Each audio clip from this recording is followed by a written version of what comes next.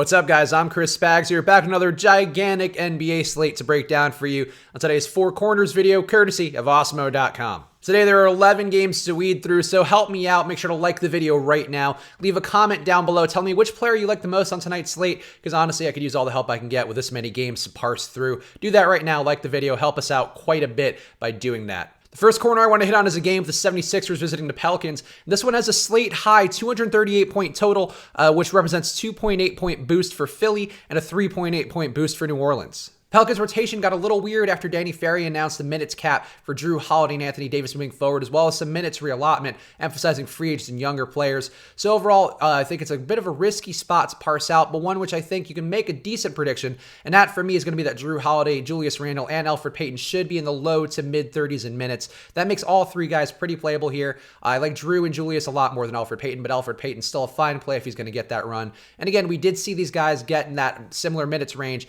on the second half of the back-to-back for the Pelicans. In the first half, they were limited quite a bit, only saw in the mid-20s of minutes. In the second half of the back-to-back without Anthony Davis, we saw more run for all these guys. And without a game until Wednesday for the Pelicans, this isn't a back-to-back, I think you're going to see some safe run for Drew, Julius, and Elfrid Payton. Anthony Davis, though, is currently unplayable at his price that he's at right now. He's getting just the first quarters and third quarters of run if we're to go off of that first game back from the All-Star break, and that's not going to be enough for him at his current price point on all the sites. Once you see him go down a little bit, maybe he's playable, but it's tough to play Anthony Davis right now. I wouldn't have him in my lineups. Cheick Diallo's done really well since this minutes reallotment. He's had 16 points and 18 boards in one game, and 18 points and 10 boards in the second game, both of which coming off the bench, both of which really showing a rebounding upside that he hasn't shown previously. His price is all the way up, so you need him to do well off the bench.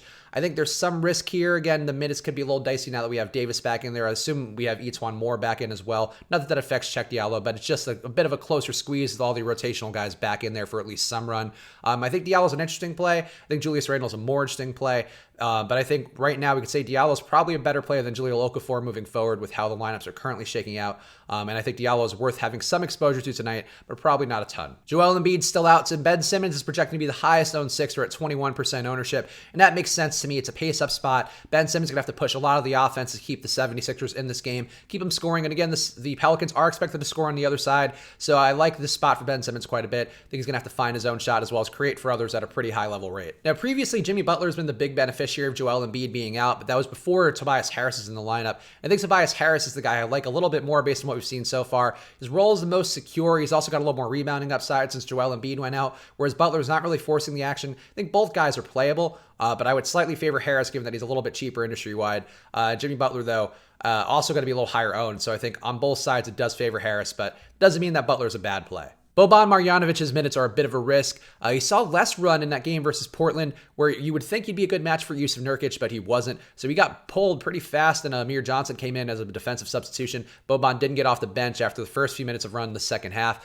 So if he gets going, he's in a good spot, and we could see him get extended run as he did in his first start for Joel Embiid. Overall, there's a bit of a risk, especially with Boban priced all the way up. He's not going to be the chalk Boban of previous nights, but I do think he's worth some exposure because, again, if he gets going, he does have a crazy high ceiling, especially in a pace-up spot. JJ Redick's been pretty cold recently, but with the Pelicans giving up a close to the slate high 36.5% from deep, this could be the spot that sees him get going. His usage hasn't been getting as high recently with both Harris and Butler in there taking shots. Even with Embiid out of the lineup, he's just not seeing a ton more usage. But overall, Redick can always get going. All depends on if he sees the looks and if his shot falls. So I'm fine with him, just not a guy you'd want a ton of exposure to necessarily. Next corner I want to hit on is a game with the Hawks visiting the Rockets. This one has a 232-point combined total, which represents a 7.9-point boost for Houston. James Harden's been marked as probable, and that means he should be back in the lineup tonight after missing over the weekend in a surprising Rockets win over the Warriors.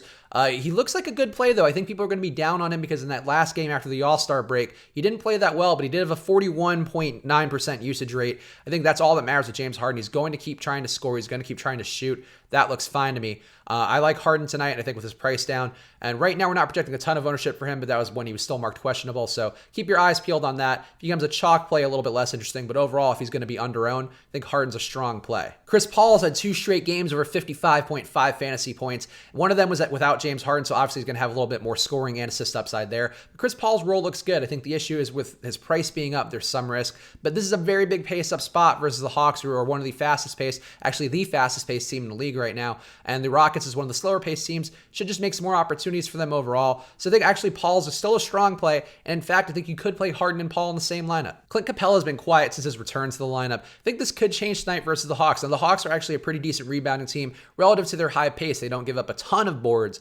but Capella obviously a better rebounder than they're usually facing, and overall better to handle the pace. I think he should get some easy shots at the rim as well. So I think this is a pretty strong Clint Capella spot. I think he's going to be under-owned as well, given the fact that he just hasn't been that great since returning from injury. But overall, the minutes have been there, the role's there. I think Capella could have this be his first statement game back. So I think some exposure to him does make sense. Taurean Prince is ruled out, but we should see Kevin Huerter back. So overall, it's probably a break even for Kent Bazemore. Probably a little more usage for Bazemore to go around, but overall, Bazemore looks like a fine play. Not a crazy upside play necessarily, but he looks like a perfectly good one who should have a little more usage. His price is still reasonable, even though it's up a little bit. So I'm fine with Bazemore tonight. Not as crazy about Huerter because he really hasn't shown a ton of upside recently. John Collins and Trae Young should also benefit a bit from Taurean Prince being out of the lineup, though Collins' price is much lower than Trae Young's right now, so I'm a little more comfortable with him, even though Collins hasn't been the best player recently. Trae Young's going to have upside. I think if anything, he's going to go a little bit under-owned for what his upside is in this matchup in particular. But Trae Young's a bit of more of a risk with where his price is. Collins a little bit cheap for where his price is, so I'm more comfortable with Collins, even though I think some exposure to Trae makes sense, especially if loading up on Rockets and stacking parts of this game. Dwayne Dedmon has 2 straight games over 40 fantasy points, one of which at a shorter amount of minutes, one at a little bit more amount of minutes. Overall, I think Dedmon looks like a fine play, though it does feel like a bit of a point chase if you are cramming into a bunch of lineups. But his size is going to be needed against Clint Capella, and a guy like Alex Len is just going to commit dumb fouls, probably play himself off the floor versus Capella, whereas Dedmon at least can keep him off the boards and maybe mitigate the damage some. So I think Dedmon's a pretty good play today. I don't know that he can match 40 points again, but I think he seems like a pretty decent play with his price being up, mostly throwing people off the sense of his ownership and his 2 big games. Next corner I want to hit on is a game with the Wolves visiting the Kings. This one comes with a 237-point combined total, which is second highest on today's slate, and that represents a 7.3-point boost for Minnesota's season average and a 3.8-point boost for Sacramento's. Karl-Anthony Towns is going to be back in the lineup after a car accident knocked him out, gave him a concussion. Now, Towns said he had a 5% chance of survival in his car accident. That seems like a bit of an exaggeration. But overall, I think the brain issues and a pace-up spot versus Sacramento don't seem like the best mix for a guy to have coming back into a rotation.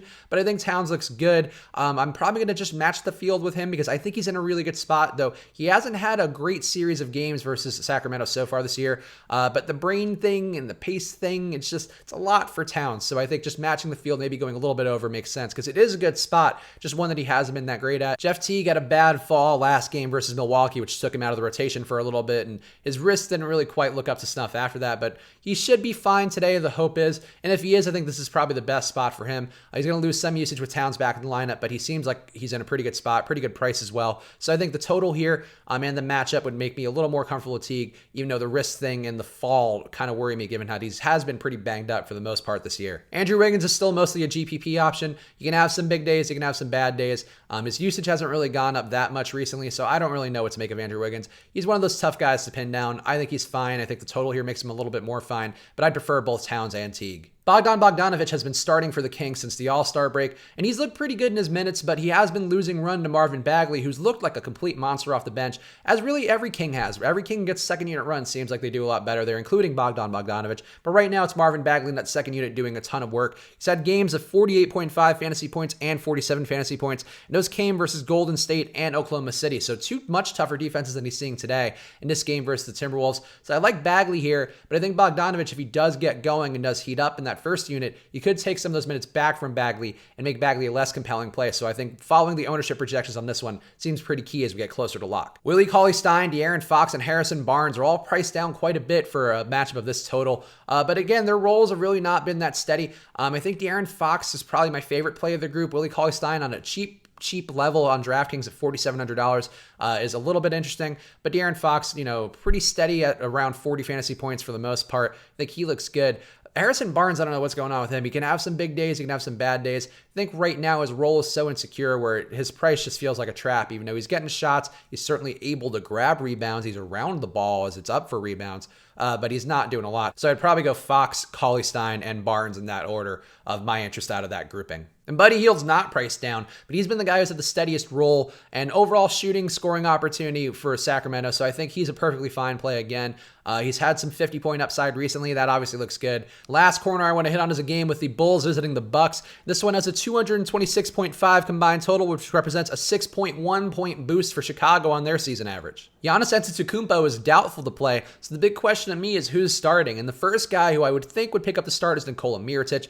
He's actually been rounding out into form on this Bucks lineup, and I think he looks like a strong play if he's starting. In that last game, which was his best so far as a Buck, he's had 7 for 11 shooting, put up 33.5 fantasy points, and that was in just 18 minutes. So I think if you're seeing him get the full run here in a very winnable matchup, which also happens to be a revenge game for him, I think you're going to see Mirotic have a nice day.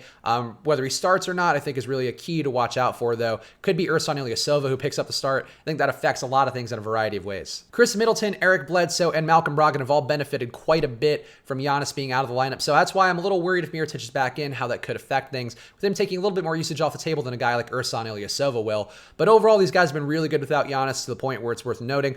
Eric Bledsoe has been the biggest beneficiary of Giannis being out. He goes from 1.13 fantasy points per minute to 1.52 fantasy points per minute. Middleton goes from 1.08 to 1.34 fantasy points per minute. And Brogdon goes from 0.97 to 1.15 fantasy points per minute. So all these guys should benefit quite a bit, and I think they'll benefit more if Ilyasova is starting, less if Mirotic is starting. So overall, it's something to keep an eye out for. I might be less inclined to have all three in a lineup if Mirotic is in there, but I think overall these guys look like strong plays, and each of the three look like they're worth having some exposure to in different combinations, so you could try to capture that value without capturing the downside. Brook Lopez has been really good in games versus his brother Robin over the years, but Giannis being off the floor could hurt him a bit because Giannis often throws the assists that Lopez gets for his deep threes and easy buckets. So overall, I think I worry a little bit about Brook Lopez more than the other starters. And again, if Mirotic is in the lineup, it's going to take a little more away from him as well. In the starting lineup, rather, it's going to take a little more from him as well. So some risk with Lopez, but I think he's an interesting play. And again, he has brought it versus his brother before, so that's something worth noting to me. Zach LaVine's had 6 out of his last 7 games above 40.5 fantasy points. And versus Milwaukee, he's been really good this year too. He's had 48.75 and 48.25 versus them in 2 games this year. So I think Zach LaVine looks pretty strong. I have no issue with him today, and I think also the absence of Otto Porter and Chris Dunn, both guys currently doubtful, should add a little bit more usage to his plate, a little more assist upside as well. So I think Zach LaVine might be one of the stronger plays on tonight's slate, as long as the Bulls keep this close. And the reason I do think the Bulls keep this close is because of Lauri Markkanen, a guy who's just been a monster recently. He had his highest fantasy point day ever, 61.25 fantasy points versus Boston over the weekend. He also had 51.25 fantasy points versus Milwaukee in his only game versus them this year just a couple weeks ago. And that game had Giannis in it. So Lauri Markkanen could be a really strong play tonight with upside. People still don't seem to realize the Bulls have actually been playing well, so I think you could get LaVine and Markkanen at a bit of a discount on ownership. And it really makes sense because, again, Porter and Dunn are both likely to be out, so it's going to be a lot of usage to go around, and these two guys are going to have to pull a lot of the weight to keep this one close. And as I just mentioned, Otto Porter and Chris Dunn are doubtful, which should open some more minutes for Wayne Selden, Shaq Harrison, and Ryan Arcidiacono. Arcidiacono, one would think, would pick up the start if Dunn is ruled out. But overall, none of those guys are do a ton for me. I think Selden's probably the most interesting play. Maybe Arcidiacono as a point guard punt, but nobody's really moving my boots too much there. Is that an expression, moving my boots? Probably not. But anyway, those guys aren't really doing a ton for me and my boots, so And as I mentioned a few seconds ago, Brook Lopez has dominated the matchup with Robin Lopez in the past, but Robin Lopez is in a very nice spot, and his usage has gone up quite a bit. He's been scoring fairly well in his last few games, and I think, again, without Porter in there and without Dunn, you're going to see some more usage flow his way. So I think it's a nice spot for Robin Lopez. He's underpriced. He's been over 30 fantasy points in his last 3 games. It all seems to make sense for having a little bit of exposure to Robin Lopez in the hopes that the Bulls keep this one close. And there we go. Those are my thoughts on today's slate. Again, make sure to like the video and leave a comment down below. Tell me who's your favorite play on tonight's slate. And of course, make sure to use the promo code SWITCHANDHEDGE to get 50% off your first month at Osmo.com. All the ownership projections and rankings, as well as projections from Josh Engelman, you just plug right into Fantasy Cruncher. So get in there now, get that 50% off. Oh, God, this has been exhausting. This is a very long NBA slate, but I'll be back again soon, full of energy, full of vigor for you guys tomorrow with another Four Corners video. So good luck.